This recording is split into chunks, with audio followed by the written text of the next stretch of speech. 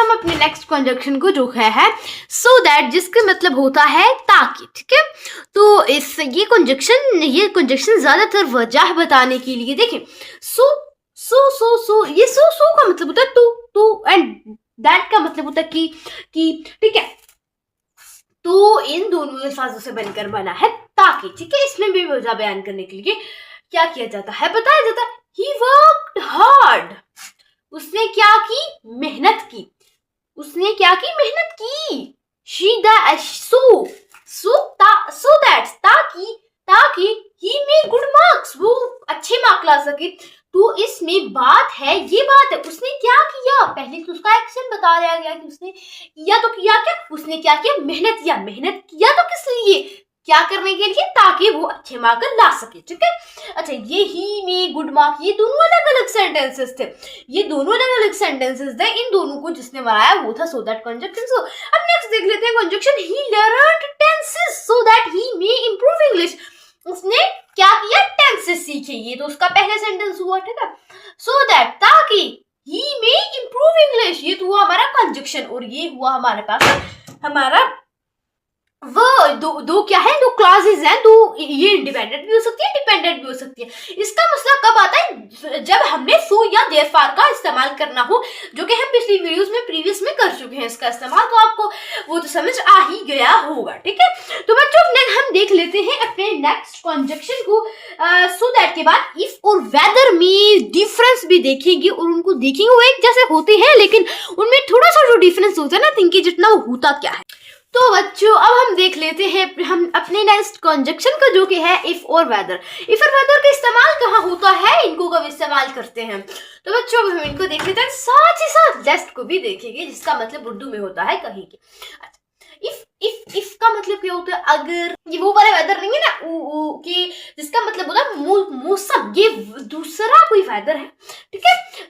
अच्छा, ये इफ कहाँ इस्तेमाल होते हैं, किस लिए इस्तेमाल होते हैं, ये है जहां कोई कंडीशन बतानी हो, वहां हम इफ का इस्तेमाल कर लेते हैं।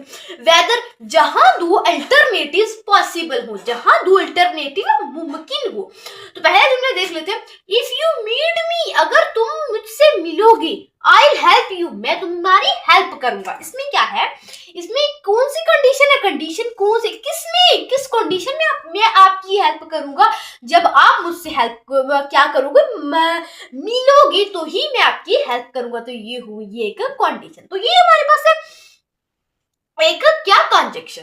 अब देख लेते हैं हम जो वेदर का इस्तेमाल है, हम ये तो हो गया कि ये कंडीशन बताने के लिए, एक कंडीशन, सिंगल कंडीशन बताने के लिए इफ का इस्तेमाल करते हैं। वेदर का इस्तेमाल तब करते हैं जब दो अल्टरनेटिव पॉसिबल। देख लेते हैं, आई हैव टू डिसाइड, मुझे डिसाइड करना है, क्या, मुझे क्या करना है, डिसाइड करना है। Whether I should call your parents, कि क्या मैं आपकी जो पेरेंट्स है, वालिदैन है, उनकी कॉल करूं या फिर नहीं।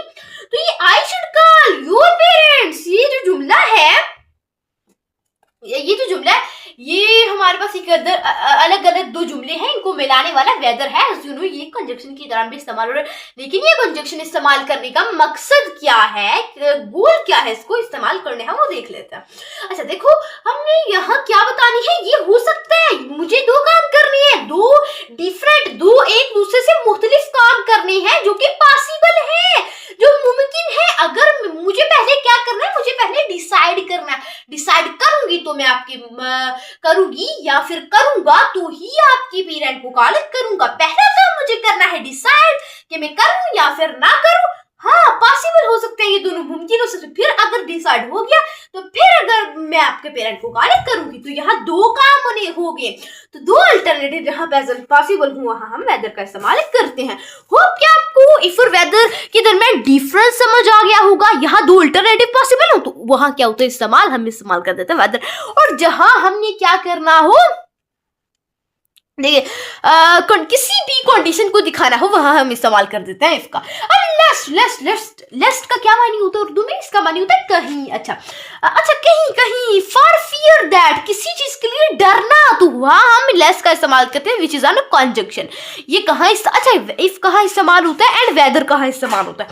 इफ ज्यादातर शुरू में इस्तेमाल होता है, वेदर ज्यादातर कहाँ इस्तेमाल होता है, दरमियान में, यानी मिडल पोजीशन पे इस्तेमाल होता है। अब देख लेते हैं हम लेस्ट को, यानी she didn't dare to leave the hotel last. ठीक है, यानी उसे डरना नहीं चाहिए, ठीक है, क्या होटल को लास्ट करने में, मतलब आप किसी चीज के होटल को लास्ट कर रहे हो, आप नहीं हो लास्ट कर रहे थे. Next the flood they flood the country less they flood, यानी उन्होंने किया डर भाग गए, किस डर की वजह से, ताकि वो पकड़े ना जा सके. तो लेट का इस्तेमाल हमने देखा, लेस्ट का कहाँ होता है, दरमियान में होता है, इसका क्या होता है, एंड पे भी इस्तेमाल होता है. तो बच्चों हमें उम्मीद है कि आपको लेस्ट कंजक्शन के अच्छे तरीके से समझ आ गई होगी. इसको इस्तेमाल करना है तो आखिर करना कहाँ है. तो अब देख लेते हैं हम अपनी नेक्स्ट कंजक्शन को, which is yet and unless. देख लेते हैं हम येट और अनलेस के इस्तेमाल को, जो कि दोनों क्या है, कंजक्शंस है. तो बच्चों पहले देख लेते हैं येट के इस्तेमाल को. इन स्पाइट ऑफ दैट, यानी इन स्पाइट ऑफ दैट हो जाना, ठीक है. अब Ravi slow in his work, यानी रावी स्लो है अपने सबक में, लेकिन तब भी वह अपने क्या करता है, काम में स्टडी करता है, काम के दौरान स्टडी करता है. यानी दो काम करना एक साथ. The weather is cooled, weather cooled है, वेदर जो है ना मौसम सही है, मौसम सर्दी का मौसम है. येट अभी वी हैव ग्रेट टाइम, हमारे पास क्या है, ग्रेट टाइम है, अजीम अच्छा वक्त है.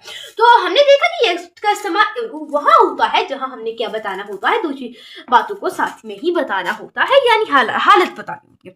अब आता है अनलेस का इस्तेमाल. अनलेस का इस्तेमाल वहां होता है जहां हमने ऐसी बात बतानी होती है कि अगर आप ये काम नहीं करोगे तो दूसरा काम ऑलरेडी हो जाएगा. यानी अगर आप हार्ड वर्क नहीं करोगे, मेहनत नहीं करोगे, तो अनलेस का इस्तेमाल ये दिखाने के लिए हुआ है कि अगर आप मेहनत नहीं करोगे तो क्या हो जाएगा, फेल हो जाओगे. अगर आप ये काम नहीं करोगे तो दूसरा काम हो जाएगा. इसी तरह दूसरा जुमला देख लेते हैं. You will sick be unless you stop eating, अगर के आपने स्टॉप यानी खाना रोक दिया, अनलेस तो आप क्या हो जाएगा, यू विल बी सिक, आप बीमार हो जाएगा.